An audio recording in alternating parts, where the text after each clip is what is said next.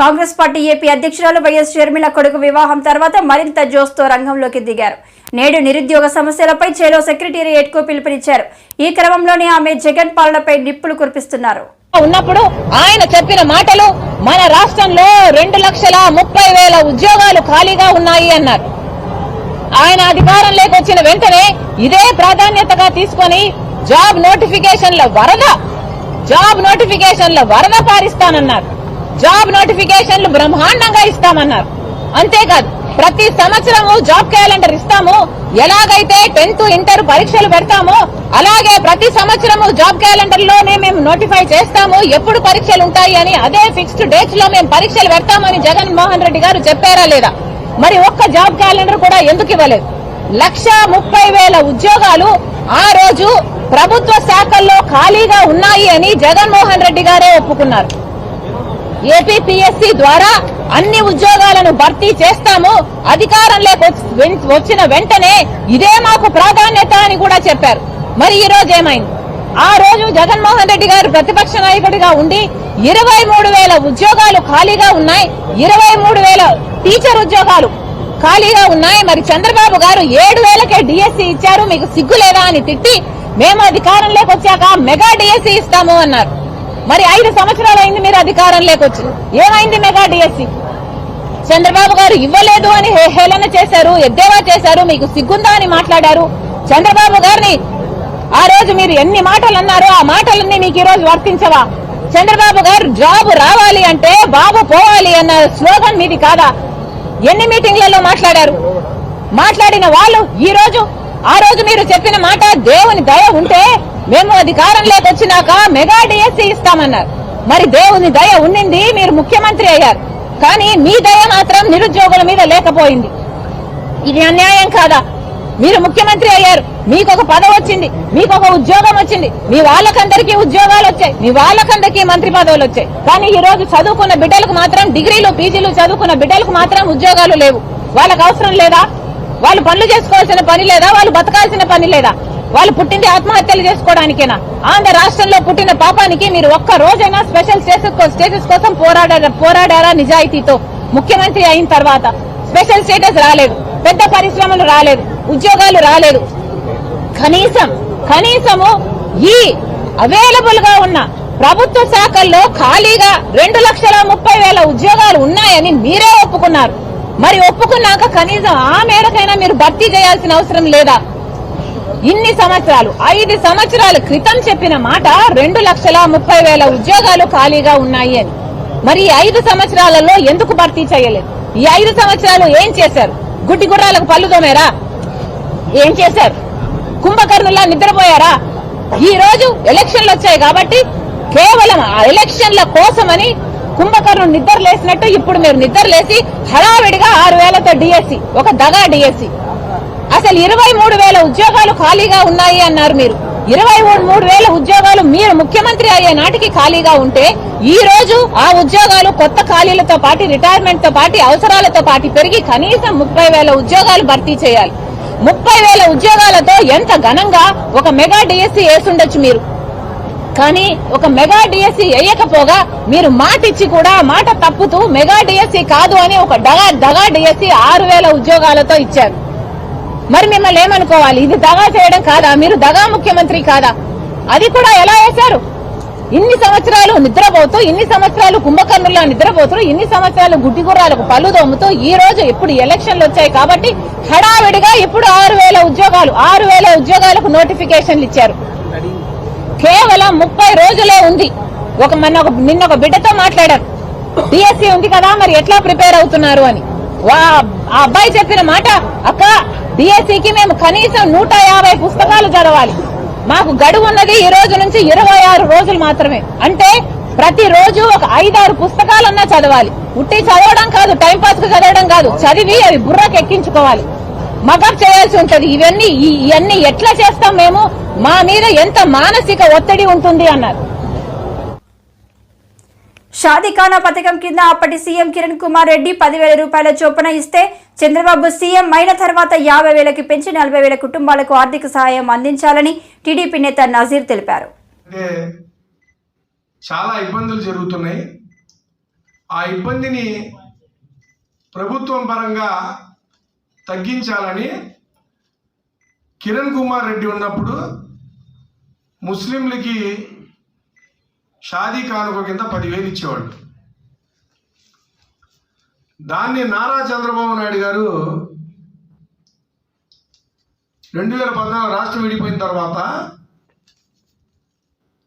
ముస్లిమ్స్కి పేదరికం ఎక్కువ, ముస్లిమ్స్ కుటుంబాల ఆడపిల్లలకి పెళ్లిళ్ళు చేయాలంటే చాలా ఇబ్బంది పడుతున్నారనే ఆ స్కీమ్ని ప్రోత్సహించి 10,000ని 50,000 చేసి దాదాపు 2014 నుంచి 2019 వరకు 40,302 పెళ్ళిళ్ళకి 50,000 చొప్పున 201.51 కోట్లు పంచారు. ఎంతండి?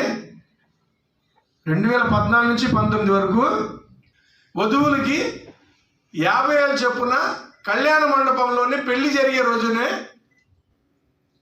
ఎటువంటి ఆంక్షలు లేకుండా దరఖాస్తు చేసుకుంటే పెళ్లి జరిగే రోజు ఆ కుటుంబానికి 50,000 ఇస్తే ఎంత సంతోషం అండి. ఆ రోజు జరిగే ఖర్చు, ఆ రోజు జరిగే అవసరాల నిమిత్తం పెళ్లి రోజే. కానీ జగన్మోహన్ రెడ్డి మా ప్రభుత్వం రాగానే 50,000 కాదు, ₹1,00,000 ఇస్తానని చెప్పి 2019 నుంచి నేటి వరకు, అంటే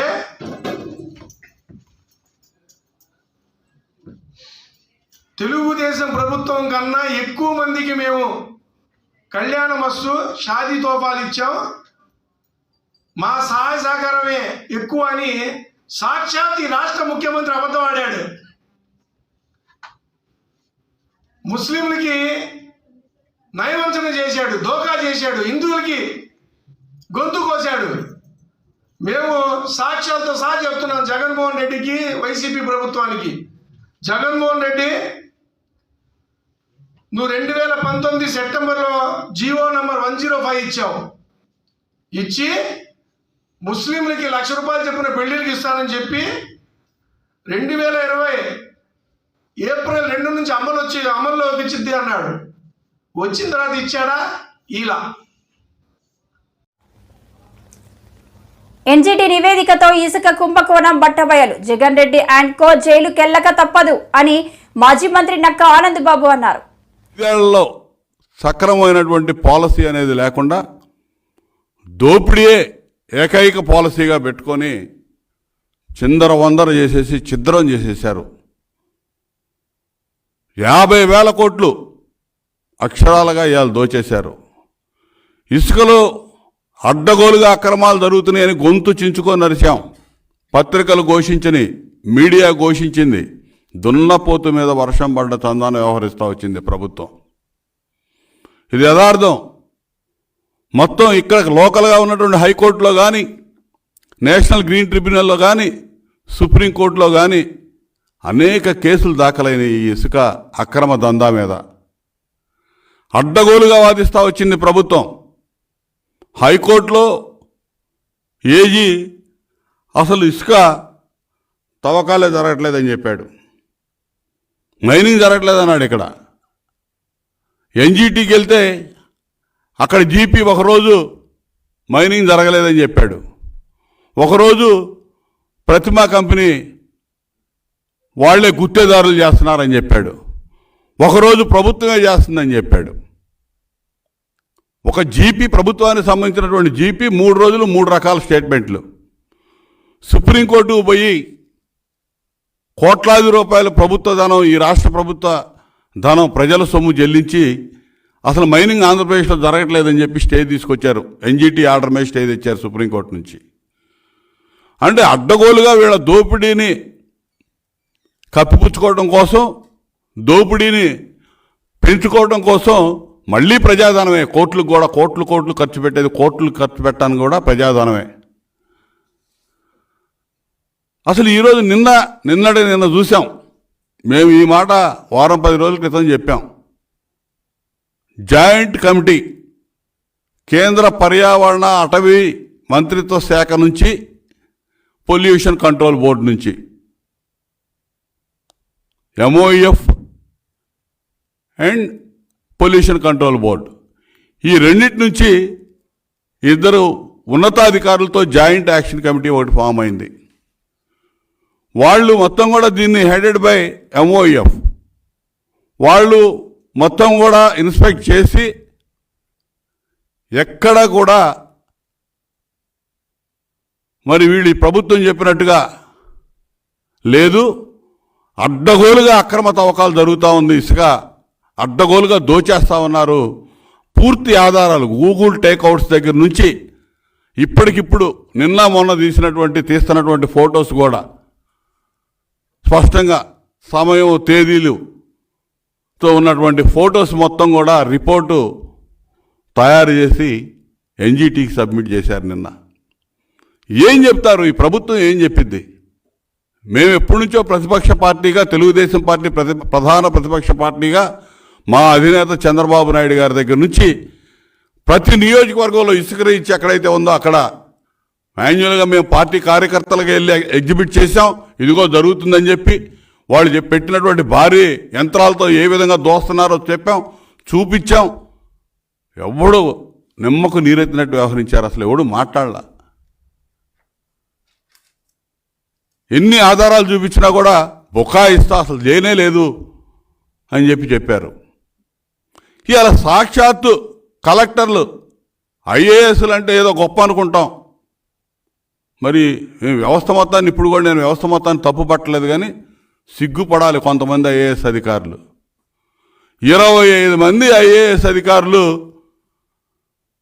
అక్రమ మైనింగ్ జరగట్లేదని చెప్పి సర్టిఫికెట్లు ఇచ్చారు, సర్టిఫై చేశారు. ఇవాళ MOEF జాయింట్ కమిటీ నిన్న NGTలో వేసినటువంటి రిపోర్ట్లో ఉంది కలెక్టర్లు తప్పుడు రిపోర్టులు. గోపాలపట్నం పద్మనాభనగర్ లో ఈ నెల 25న ఆదివారం శ్రీకృష్ణ దేవరాయ వంగవీటి మోహన రంగ విగ్రహాల ఆవిష్కరణ కార్యక్రమం నిర్వహించడం జరుగుతుంది. గోపాలపట్నం శ్రీకృష్ణదేవరాయ కాపు తెలగ బలిజ సంఘం ఏర్పాటు చేసిన పాత్రికేయ సోదరుల సమావేశానికి విచ్చేసిన వారందరికీ కూడా సాదర స్వాగతం. మీ అందరికీ కూడా ప్రత్యేకంగా అదేవిధంగా ఈ సమావేశానికి సంఘ అధ్యక్షులు గండ్రెడ్డి సత్యనారాయణ, మరి ప్రధాన కార్యదర్శి కంప్ర సత్యబాబు, అదేవిధంగా తూర్పుకాపు సంక్షేమ సంఘం గౌరవ అధ్యక్షులు గేదెల మురళీకృష్ణ గారు, కోశాధికారి మేడిద రాజశేఖర్ గారు, నాగరాజు గారు, కోటేశ్వరరావు గారు, ధవల మోహన్ గారు,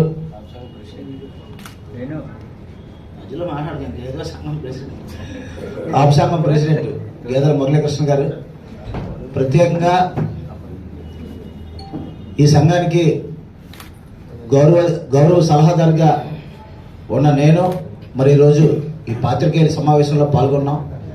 ప్రత్యేకంగా సమావేశానికి సంబంధించి మరి రాష్ట్రంలో అత్యధిక జనాభా ఉన్న కాపులకు సంబంధించి సంక్షేమ భవనాలు నిర్మించుకోవాలని భావించి గత కొన్నేళ్లుగా మేము అనేక ప్రయత్నాలు చేస్తున్నాం. అందులో భాగంగానే ఇప్పటికే డాక్యార్డ్ KTB అసోసియేషన్ ప్రత్యేకంగా సొంతంగా ప్రభుత్వ సాయం లేకుండా ఒక భవనాన్ని నిర్మించుకోవడం జరిగింది. అందులో నా వంతుగా సుమారు ఒక 40 లక్షల రూపాయలు ఖర్చు చేసి ప్రత్యేకంగా ఒక ఫ్లోర్ అంతా కూడా నేను నిర్మించి ఇవ్వడం జరిగింది ఆ సంఘానికి. 2వ ఫ్లోర్ కూడా త్వరలో పూర్తిగా వస్తుంది. అది నేవల్ డాక్యార్డ్లో ఉన్న KTB అసోసియేషన్ ఉద్యోగస్తులు వారి కుటుంబ సభ్యులందరికీ కూడా అది అంకితం ఇవ్వడం జరిగింది. అలాగే పొర్లుపాలెంలో కూడా కాపు సామాజిక భవనం అందుబాటులో తీసుకురావడం జరిగింది. దాన్ని కూడా కొద్ది రోజుల క్రితమే ప్రారంభించుకోవడం జరిగింది. మరి ఇప్పుడు గోపాలపట్నంలో ప్రత్యేకంగా సుమారు 2 కోట్ల రూపాయలు ఖర్చు చేసి నిర్మిస్తున్న కళ్యాణ మండపం ప్రారంభోత్సవం ఉంది.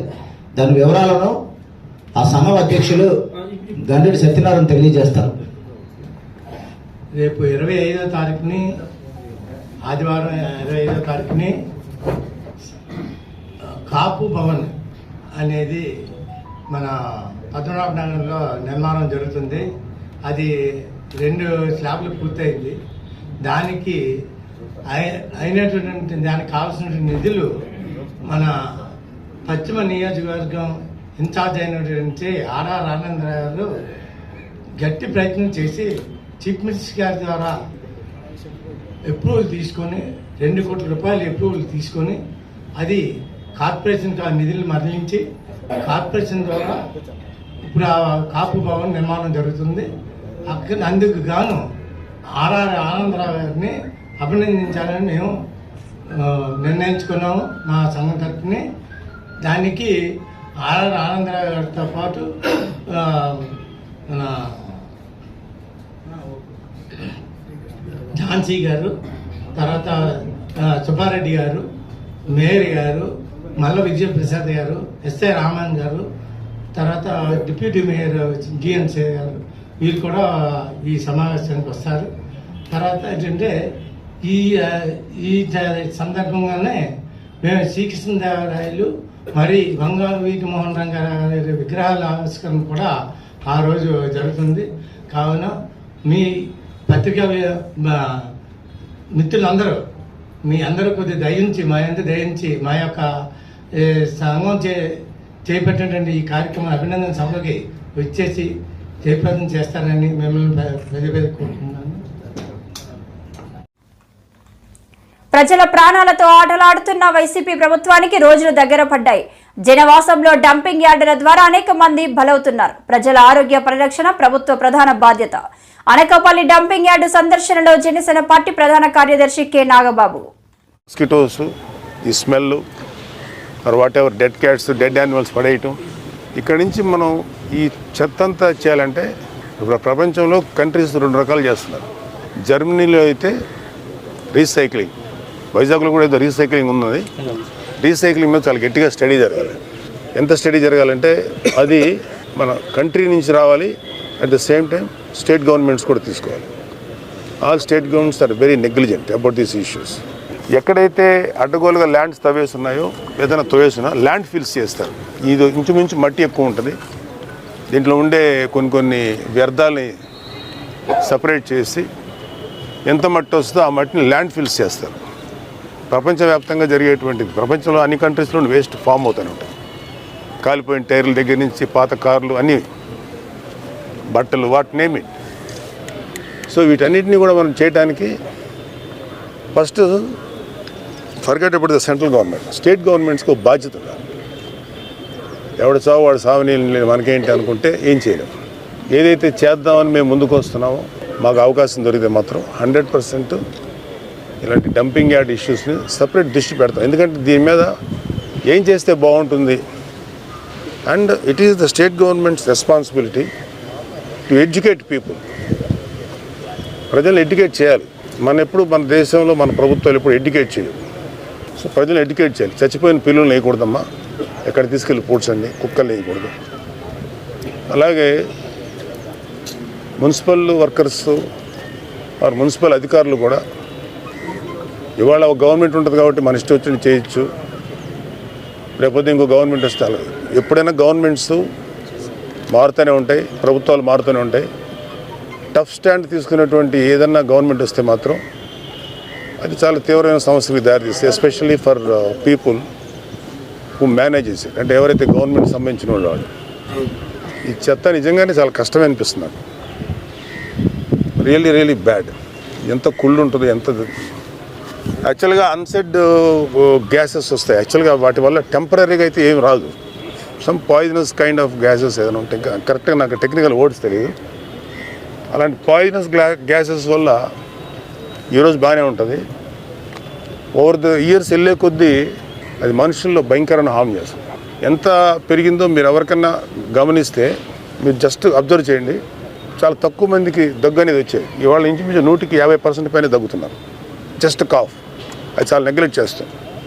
అంటే మనం పీల్చే గాలి, మన వాతావరణ పొల్యూషను ఎంత పెరిగిపోయిందో మీరు అబ్జర్వ్ చేసుకోండి. మనకి ఎవరికి పట్టదు, పర్లేదు దగ్గే కదా అనుకుంటాం. అది నెమ్మదిగా ప్రాణాలు తీసేస్తుంది. అది జస్ట్ ఫర్ కాఫ్. బట్ ఈ చుట్టుపక్కల ఉండే వాళ్ళ పరిస్థితి ఇంకా దారుణంగా ఉంటుంది. ఎవర్ ఆర్ఎల్స్ ఇంకొంచెం దాటి ఎన్టీఆర్ అనకాపల్లికి అంతా ఇది స్ప్రెడ్ అవుతుంది. అధికారులు ఉన్నట్టు పట్టించుకోరు. మేము మా వాయిస్ ఎంత రేస్ చేసినా కొంతవరకే పని జరుగుతుంది. But still will fight. ఇలాంటి డంపింగ్ యార్డ్ సమస్యలు కానీ ఇవన్నీ కూడా చాలా సింపుల్గా దొరికే సొల్యూషన్స్. ల్యాండ్లో మనకి యాక్చువల్గా ల్యాండ్ ఫిల్స్ చేసుకోవచ్చు. మనకి చాలా తవ్వేసుకున్నారు కదా ఇవాళ వైసీపీ గవర్నమెంట్ వాళ్ళు, ఎక్కడితే అక్కడ మట్టి తవ్వేసుకొని అమ్ముకున్నారు కదా. ఇదన్నా చేయండి. తవ్వుకున్న మట్టి అమ్ముకున్నారు. మీరు మీ ఎమ్మెల్యేలు బతికితే బతికారు. అట్లీస్ట్ ఈ డంప్ని ఈ చెత్తని కొంచెం